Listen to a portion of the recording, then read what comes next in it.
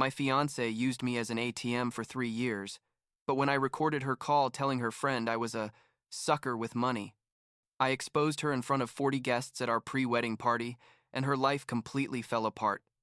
I'm 31 years old. I work in real estate, and 6 months ago I canceled my wedding, literally at the last possible moment. And there are still people asking me what happened, because officially I just said things didn't work out, but the truth is way more messed up than that.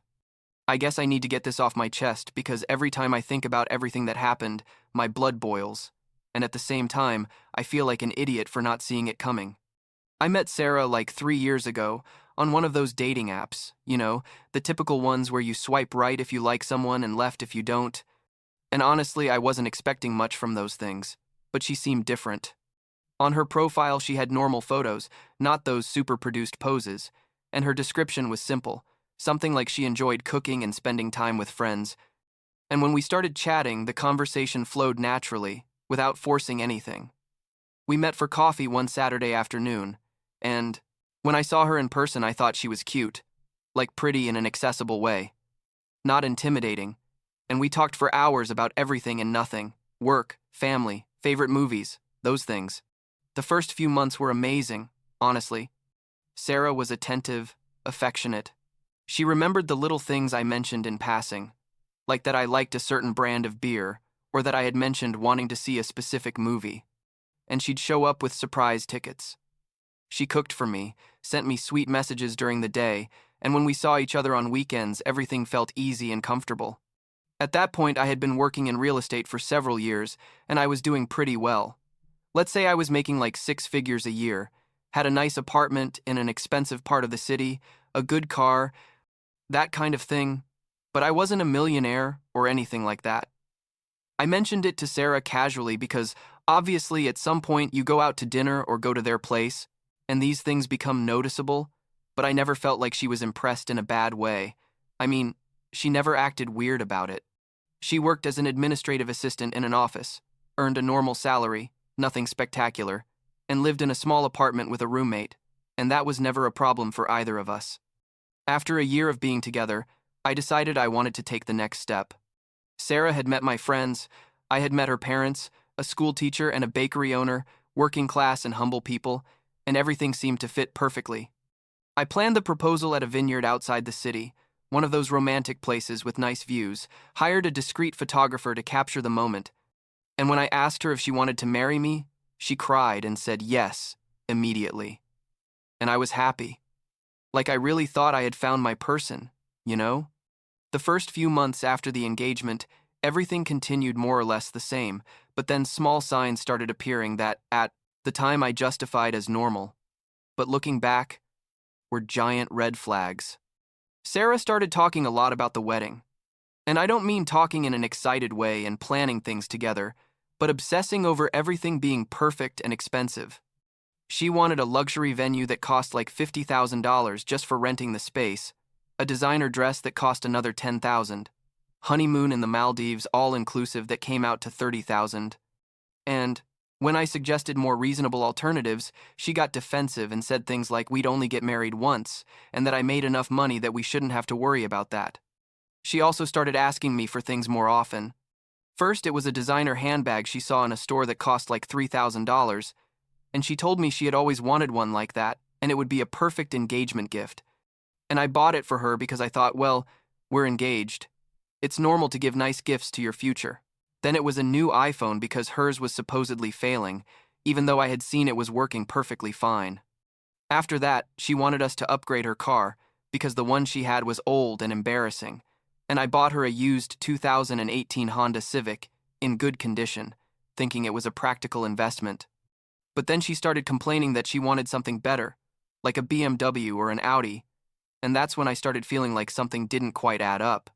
Every time I tried to have conversations about money or about being more conservative with spending, she got angry and accused me of being cheap or not loving her enough. And I ended up giving in because I didn't want to fight, and because, honestly, part of me thought maybe she was right, that maybe I was being too careful with money when I could afford to spoil her. Things changed completely one Tuesday afternoon, like 6 months after the engagement. I had left work early because I had a dentist appointment that got canceled last minute, so I decided to stop by my apartment before going back to the office. Sarah had a key, and sometimes went over in the afternoons when she got off work, because she lived closer to my place than hers. When I opened the door, I heard her voice in the living room talking on the phone, and my first reaction was to call out to say hi, but something in her tone made me stop.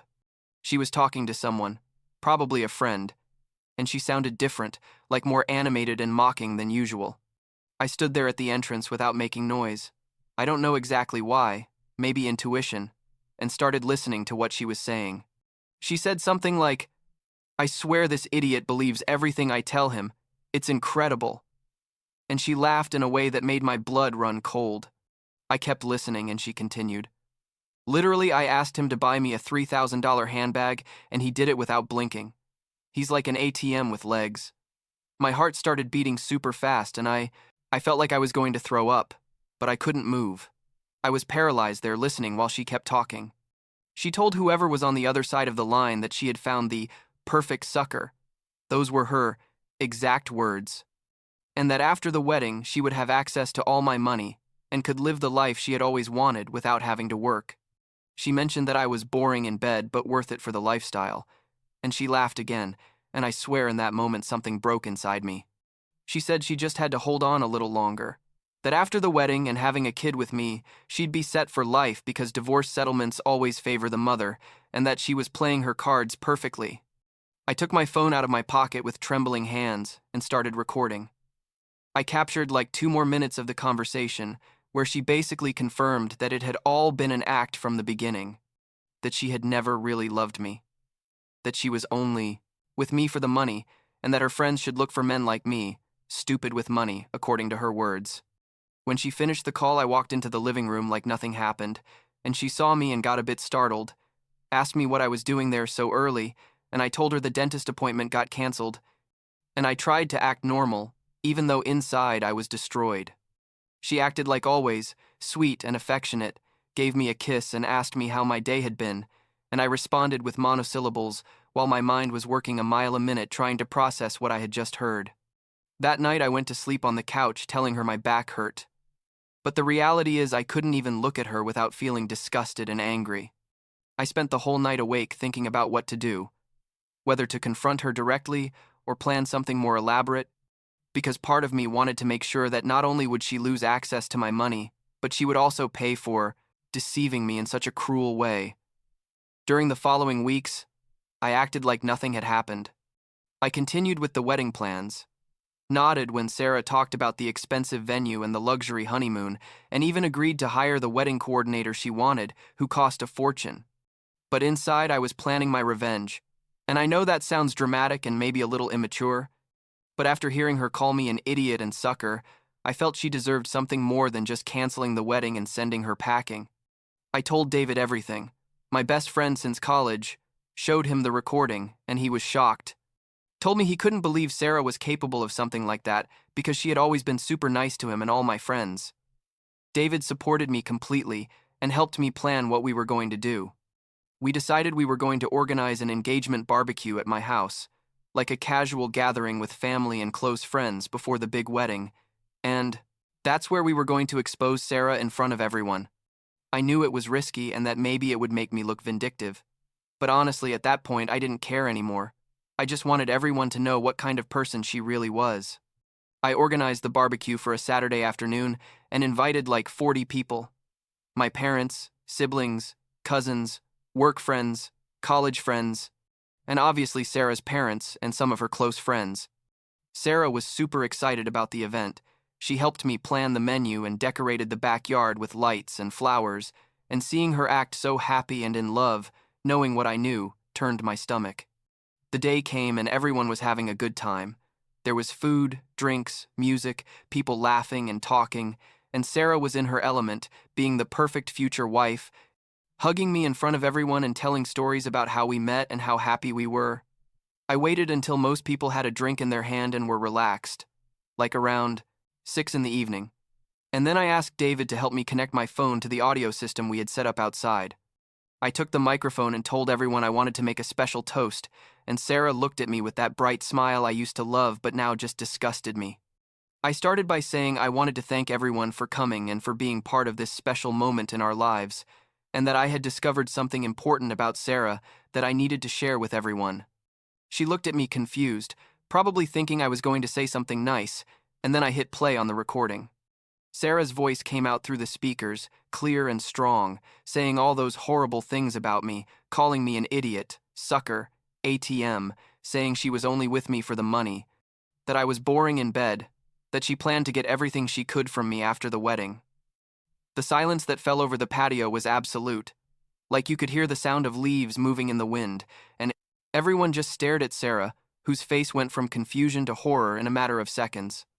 The recording continued for like 2 minutes, each word more damning than the last, and when it ended, no one moved or said anything for several seconds that felt eternal. Sarah started stammering, trying to explain herself, saying it was a joke, that I was misinterpreting everything, that it had just been a silly conversation with a friend. But her face was red, and she knew she was trapped.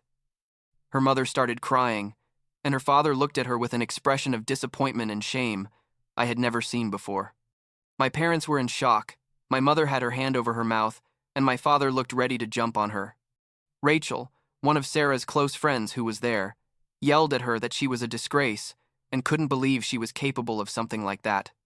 I took off my engagement ring and threw it at her, told her in front of everyone that the engagement was canceled, that I wanted my ring back immediately, and that she had exactly 5 minutes to get out of my house before I called the police for trespassing.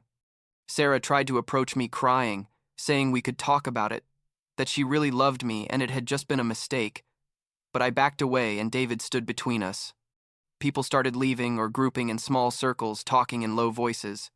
Some gave me pats on the back or told me I had done the right thing exposing her, and others just looked uncomfortable and wanted to get out of there as fast as possible. Sarah's parents approached her, and her father said something to her in a low voice that I couldn't hear, but made her start crying harder, and then they left without saying goodbye to anyone. Sarah finally took off the ring, threw it at me hard, yelled that I was a controlling asshole who had never deserved her, and ran off to her car.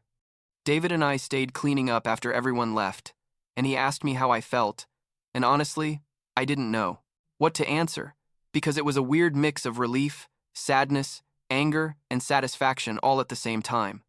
I stayed up all that night thinking about all the moments we had shared, wondering which ones had been real and which had been part of her act, and it was frustrating not being able to know for sure. The following days were chaos. Sarah sent me like 50 messages asking to talk, saying it had been a misunderstanding, that she was going through a difficult time when she had that conversation, and it wasn't representative of how she really felt. I responded once telling her to block my number and that any additional attempt to contact me I would consider harassment. I found out through mutual friends that her parents had kicked her out of their house, that her mother told her she had embarrassed her and couldn't believe she had raised someone capable of being so manipulative and cruel. Rachel and Sarah's other friends also cut contact with her completely, saying they didn't want anything to do with someone like that. Sarah tried calling me at work several times, but my assistant had instructions not to put her calls through, and one day she showed up at my office begging me to give her another chance, saying she had been the worst version of herself and could change. I had to call security to get her out, and it was awkward because several of my colleagues witnessed the scene, but at that point, I didn't care anymore that people knew what had happened. Like a month after all this, I found out through David, who heard it from an acquaintance, that Sarah was trying to date another guy, a restaurant owner named Tyler, who supposedly had quite a bit of money. Tyler contacted me out of nowhere on LinkedIn, asking about Sarah, because she had told him we had broken up by mutual agreement.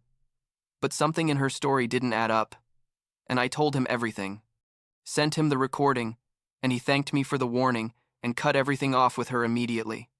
Sarah sent me a furious message blaming me for ruining her life and saying I was going to regret it. But all I did was take screenshots in case I needed a restraining order later, and then blocked her definitively everywhere. Eventually, I found out she had left town, probably to start over somewhere where nobody knew her. And honestly, I didn't care. As long as she was far from me, she could do whatever she wanted with her life. Now, 6 months later, I'm in a much better place. I canceled all the wedding contracts and lost the deposits, which were like $20,000 thrown in the trash, but it was worth every penny to get rid of her.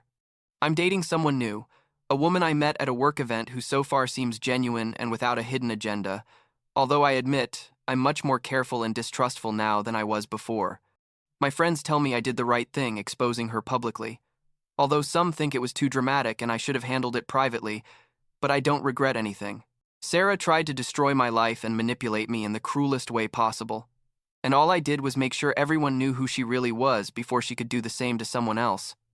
Last week, David sent me a screenshot of Sarah's profile on another dating app, in a city 3 hours from here, using old photos and describing herself as if she were this humble and genuine person, and I laughed because clearly she hadn't learned anything.